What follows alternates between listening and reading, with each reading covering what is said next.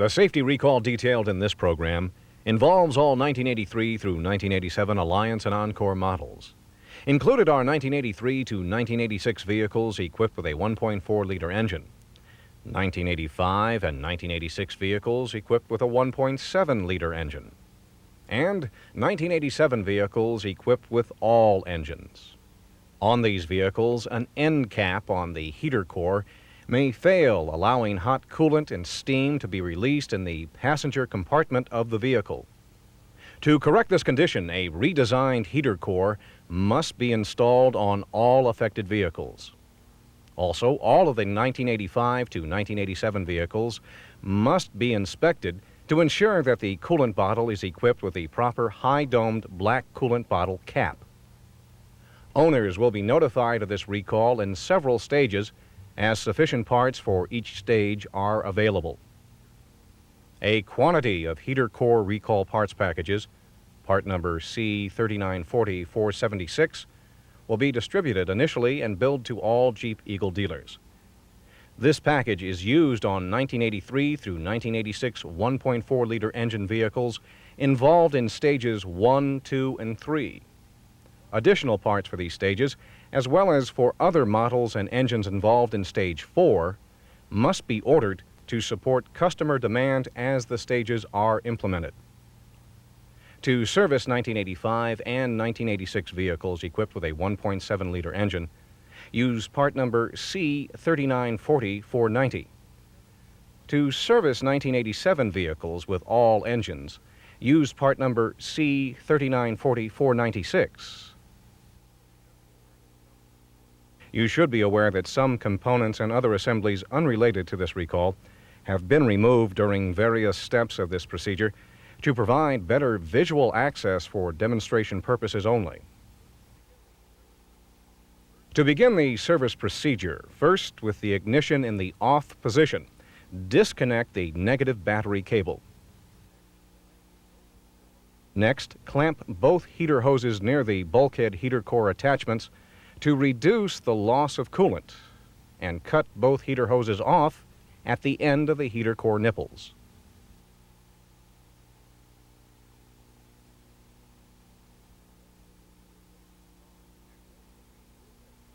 Next, remove and discard the bulkhead retainer plate attaching screws, and remove and save the metal retainer plate for reuse.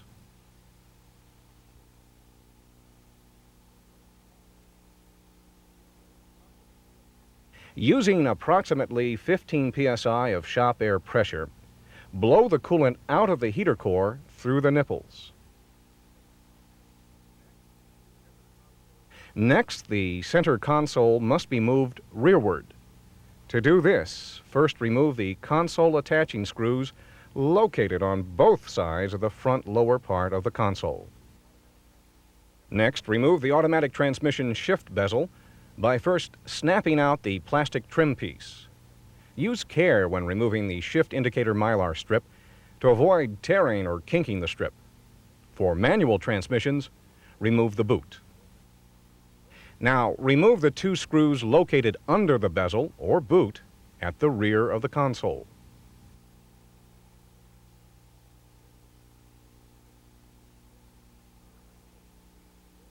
For 1983 through 1985 models, remove the two screws from the top of the console by the clock and snap off the overlay bezel.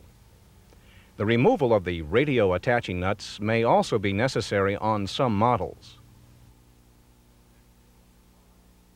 Next, remove the clock and package tray from the console. Now, remove the two speed nuts that retain the console at the top to the instrument panel. For 1986 and 1987 models, clips are used instead of nuts. Also, remove the 4 screws that attach the heater controls to the console. This will allow the console to be moved rearward without damaging the heater cables.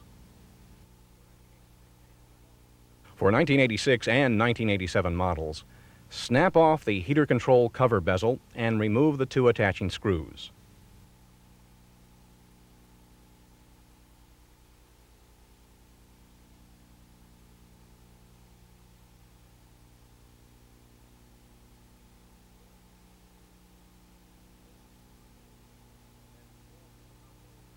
Then pull the console free from the instrument panel clips.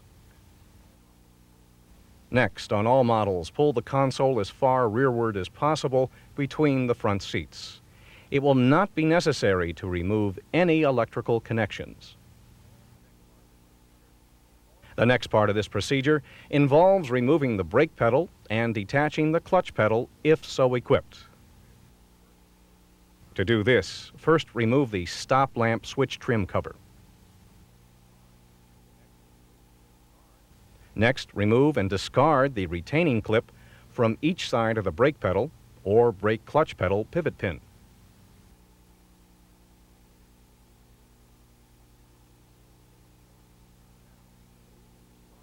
Now, remove and discard the cotter key from the end of the master cylinder pushrod pin. Then remove and save the pin and the pushrod plastic side bushing. For vehicles with automatic transmissions, slide the brake pedal pivot pin outboard and remove it from the mounting bracket as shown here. For vehicles with manual transmissions, slide the pivot pin and clutch pedal assembly outboard out of the mounting bracket, but do not remove the pin from the clutch pedal. If the pin is removed, the clutch adjuster mechanism must be reassembled. After freeing the clutch pedal, set it out of the way on the floor, then remove the brake pedal. Next, the steering column must be removed. Some steps may be different depending on whether the vehicle is equipped with a standard non-tilt column or a tilt column. Unique steps will be noted throughout this portion of the procedure. For all columns, first remove the steering wheel trim cover. Now turn the ignition switch to the on position. Next, remove the steering wheel attaching nut and mark the steering wheel to shaft location to ensure proper alignment of the steering wheel during reinstallation. Then, remove the steering wheel from the splined shaft. For standard columns, remove the screws retaining the lower steering column trim cover as shown here. Next, disconnect the dash light rheostat electrical connector, the cruise control command switch wire harness if equipped, and any other electrical connectors from the lower steering column trim panel. Now, remove the two screws attaching the turn signal and headlight switch, and move the switch outboard to allow clearance for removal of the steering shaft retaining ring. Removal of trim panels and electrical connectors from a tilt column are slightly different. For tilt columns, first place the column in the center position. Then unscrew and remove the tilt lever. Next, remove the upper and lower column housing covers from around the ignition switch.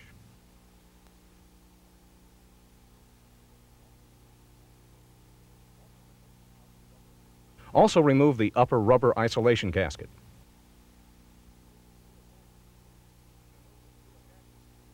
Remove the two attaching screws from the turn signal stalk.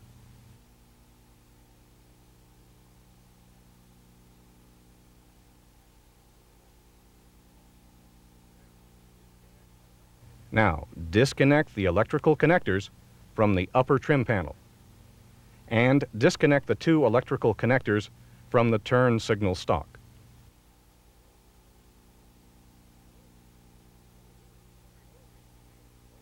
To remove the remaining lower tilt column trim panel, remove the forward attaching screw and also remove the two upper attaching nuts through the access holes in the bottom rearward edge of the trim panel.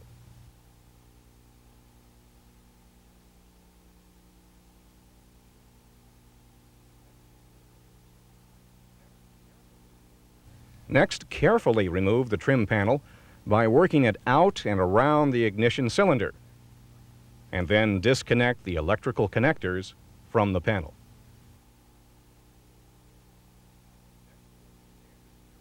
Next, for standard steering columns, remove the steering shaft retaining ring as seen here.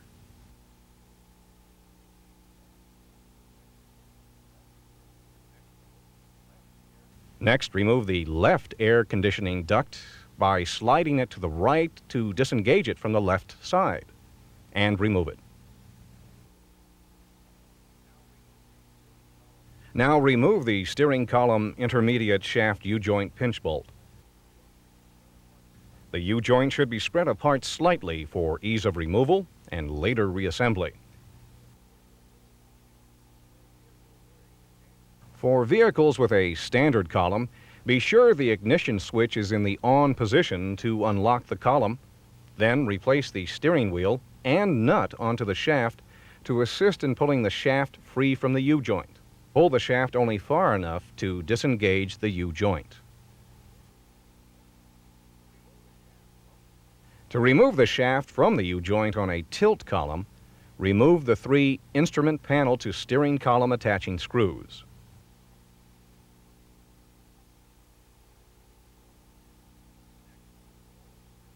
Next, remove the 4 steering column mounting nuts and bolts.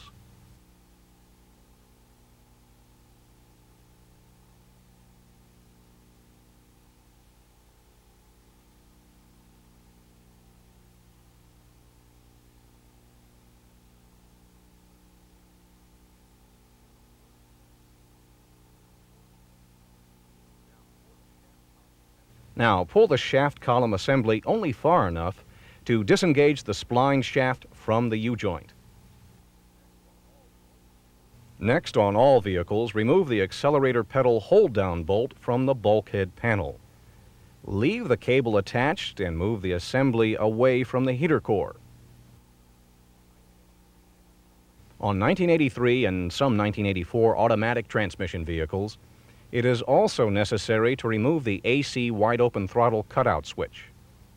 To do this, drill out the 2 attaching rivets using a 13/64 drill bit and remove the switch and mounting bracket and save them for reinstallation. Next, the heater core must be removed. To do this, cut the heater core nipples off with a hacksaw blade or similar tool. When doing this, cut the nipples flush with the heater core as shown here to assure there is enough room to remove the old core.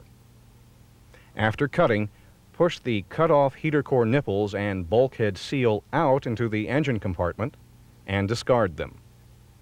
Next, disconnect the heater core retaining clips, hold the steering shaft down on the floor, and pull the heater core to the left out of the heater housing.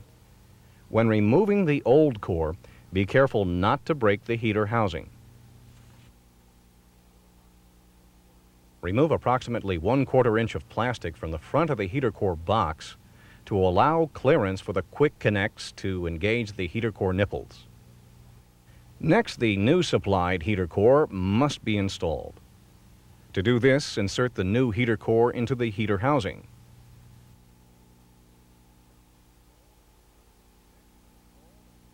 Next, install and secure the retaining plate from the parts package to the heater box using the 2 supplied screws.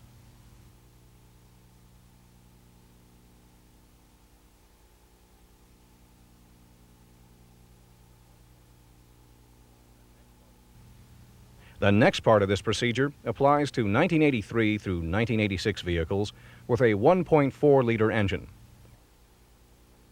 On these vehicles, from the engine compartment, attach the 2 supplied quick connects to the heater core nipples. When doing this, ensure that the quick connects click into the fully engaged position. Pull on each quick connect after it is attached to ensure proper engagement. When installing the quick connects, the ends must face the right-hand passenger side of the vehicle in the engine compartment. Now install the supplied rubber bulkhead seal over the quick connects. Silicone lubricant will ease the installation. Also note that the seal will fit only one way. The quick connect hole nearest to the edge of the seal must be positioned at the bottom. After properly installing the bulkhead seal, reinstall the metal retainer plate over the rubber seal and attach it to the bulkhead using the screws provided in the parts package. Now cut off and remove only the formed bend section end of both heater hoses. Do not remove more than 2 inches from the end of either hose, or they will be too short for installation. Next, place a supplied hose clamp over each hose and install the hoses onto the quick connects. Use silicone lube and smooth-jawed pliers, if necessary, to assist in installation of the hoses to the quick connects. Support the quick connects to prevent excessive movement during installation of the hoses. After installing the hoses, torque the clamps to 10 inch-pounds or 1 Newton-meter. After installing the new heater core and proper hose quick connect configuration, use the 2 supplied pop rivets and reinstall the AC wide-open throttle bracket and cutout switch if equipped. Now reinstall the accelerator pedal.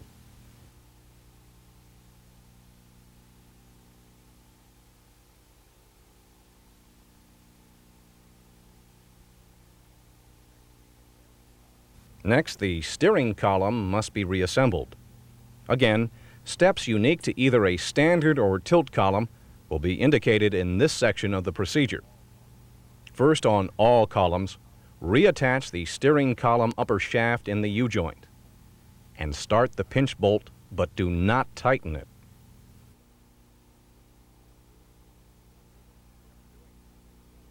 After doing this, ensure that the column boot has not been pulled out of position. If it is not properly installed and comes loose, it can interfere with the throttle pedal pivot mount.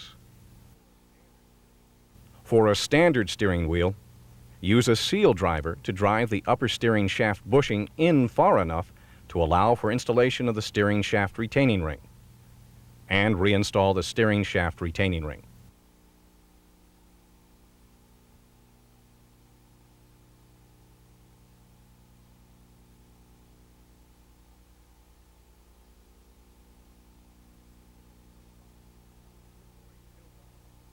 For a tilt wheel, position the steering column on the column mounting studs and reinstall the steering column mounting nuts and bolts.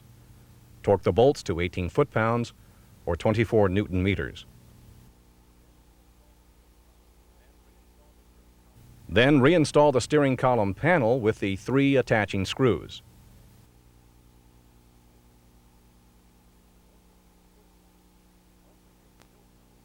Also for tilt columns, reconnect the electrical connectors. Reinstall the upper and lower trim panels, the turn signal stalk, and the tilt lever. Next, for both tilt and standard columns, properly align the steering wheel with the mark made on the shaft during disassembly. Reinstall the steering wheel nut and tighten the nut to 33 foot-pounds or 45 Newton-meters. Restake the steering wheel nut after tightening. For a standard column, adjust the fore and aft placement of the wheel and shaft so the wheel adequately clears the upper steering column trim cover.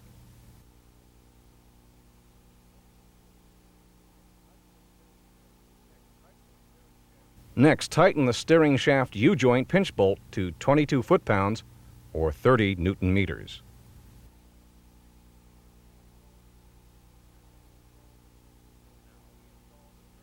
Now reinstall the turn signal headlight switch.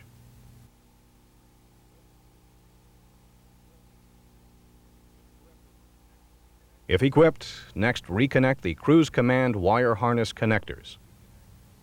Also reconnect the dash light rheostat switch electrical connectors and install the lower steering column trim cover. The next part of this procedure involves reinstalling the brake or brake and clutch pedal. To do this, reinstall the brake pedal or brake and clutch pedal and pivot pin in its mounting bracket and secure the pivot pin with the 2 supplied clips. Be sure that the clips are seated in the grooves in the pivot pin. For proper assembly of the nylon spacers on the brake pedal for automatic transmissions, install the flat spacer to the inboard side and the shouldered spacer outboard as shown here. For brake and clutch pedal applications, install the flat spacer to the outboard side and the shouldered spacer to the inboard side as seen here. As mentioned earlier, do not remove the pin from the clutch pedal.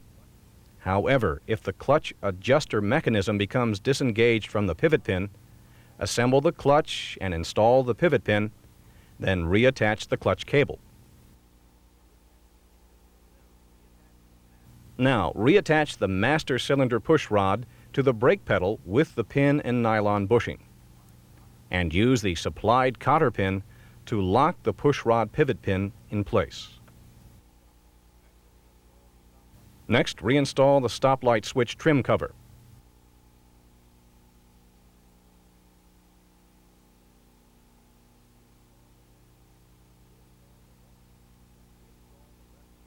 Reinstall the left AC duct.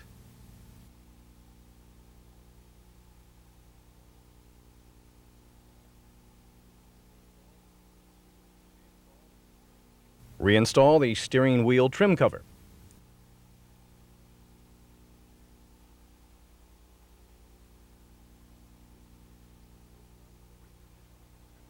Reposition the center console to its proper location.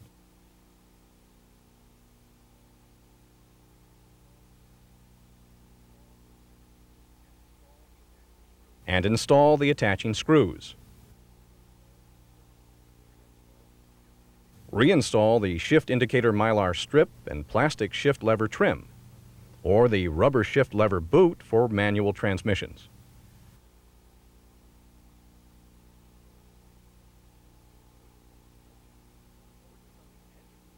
Working from the engine side of the bulkhead, use silicone sealer to seal the two pop rivets used to hold the AC wide-open throttle bracket in position.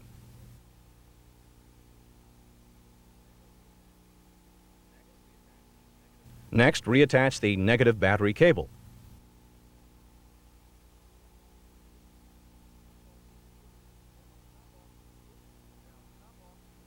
Now top off the cooling system following the procedure outlined in the appropriate service manual. Next, check the function of all electrical components that were disconnected during the service procedure and reset the clock if equipped. Finally, start the vehicle and check the heater for proper operation and check the cooling system connections for leaks to complete this recall service procedure. At this point, it's important to note that the installation of the heater hoses and quick connects will be slightly different on 1985 and 1986 vehicles equipped with a 1.7-liter engine. On these vehicles, use the heater core hose and quick connect recall parts package, part number C3940-490. Using these parts, install the supplied 90-degree quick connect on the bottom inlet heater core nipple, and the straight quick connect on the top outlet heater core nipple as shown here. The supplied rubber bulkhead seal grommet and retainer plates are also installed over the quick connects with the supplied screws. Once again, it's important to emphasize that the quick connects must fully click engage both heater core nipples.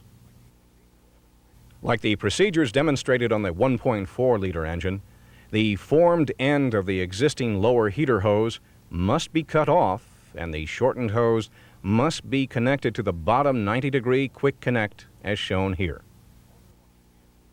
Also on these vehicles, you must remove the short piece of heater hose from the T going to the radiator and replace it with the short hose and hose clamps from the parts package. For 1987 vehicles with all engines, use the heater core hose and quick connect parts package, part number C3940-496. Use this parts package to install the 90-degree quick connect on the bottom heater core inlet nipple and the straight quick connect on the top outlet nipple of the heater core. Also install the supplied rubber bulkhead seal and retainer plate over the quick connects with the supplied screws. Again, when installing the quick connects, pull on them to ensure they are fully engaged on the heater core nipples.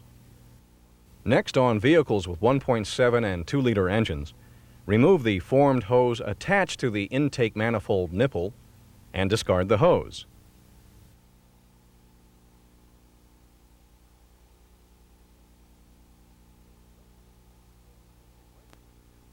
Replace it with a new formed hose from the parts package, and connect the new hose between the intake manifold nipple and the bottom 90-degree quick connect of the heater core. Secure the hose with the 2 supplied hose clamps. On 1987 1.4-liter engine vehicles, the new formed hose from the parts package will not be required. For these vehicles, the formed end of the existing hose must be cut off, and the shortened hose must be connected to the bottom 90-degree quick connect on the heater core. On 1987 vehicles with all engines, the existing hose going to the transmission oil cooler for automatic transmissions or to the straight nipple for manual transmissions must be removed and discarded. A new hose from the parts package must be installed in place of the old hose and connected to the top straight quick connect on the heater core and secured with the 2 supplied hose clamps. As a final note, if it becomes necessary during the service procedure to remove a quick connect, first pinch both sides of the exposed white locking ring until the leading edge of the tabs can slide under the edge of the quick connect body, and push the quick connect off the nipple. Then remove the white nylon locking ring from the nipple and reinsert it in the quick connect body.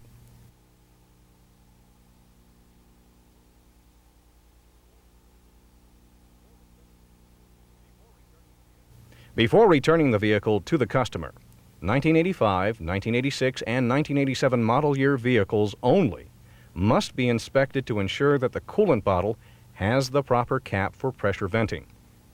In a previous recall, number 425, a revised cap was provided for this purpose.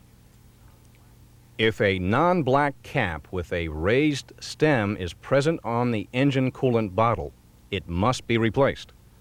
Order a replacement cap, part number 4546111, and arrange to install the new high-domed black cap as soon as possible. If the high-domed black cap is already present, it does not need to be replaced, and no further service is required. Dealers are urged to give their full support to this important program by serving all involved owners promptly and courteously. For further information regarding vehicle lists, repair parts, service procedures, and claim reporting procedures, refer to the Dealer Safety Recall Notification Letter, number 541.